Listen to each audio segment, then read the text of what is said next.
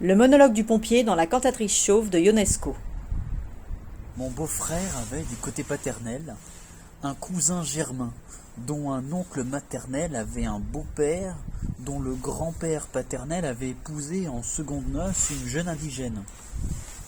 dont le frère avait rencontré, dans un de ses voyages, une fille dont il s'était épris et avec laquelle il eut un fils qui se maria avec une pharmacienne, intrépide, dont le père adoptif avait une tante,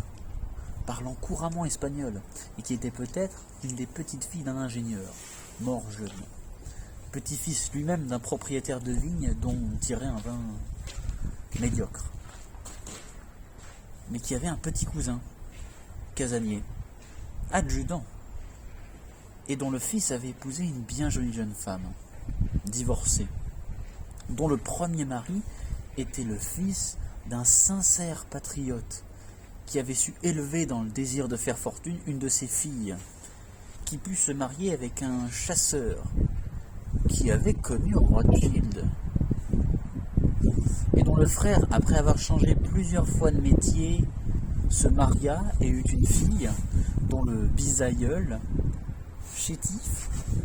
portait des lunettes, que lui avait offert un sien cousin,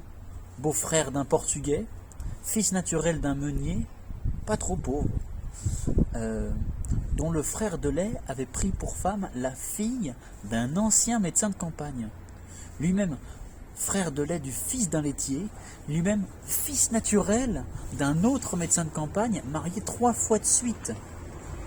dont la troisième femme était la fille de la meilleure sage-femme de la région, et qui, veuve de bonheur, s'était remariée avec un vitrier, plein d'entrain, qui avait fait à la fille d'un chef de gare un enfant qui avait su faire son chemin dans la vie, et qui s'était marié avec une marchande de 9 saisons, dont le père avait un frère, maire d'une petite ville, qui avait pris pour femme une institutrice blonde, et dont le cousin, pêcheur à la ligne, avait pris pour femme une autre institutrice blonde, nommée elle aussi Marie, et dont le frère avait pris pour femme une autre Marie, toujours institutrice blonde, et dont le père avait été élevé au Canada par une vieille femme qui était la nièce d'un curé, dont la grand-mère attrapait parfois, comme tout le monde, en hiver,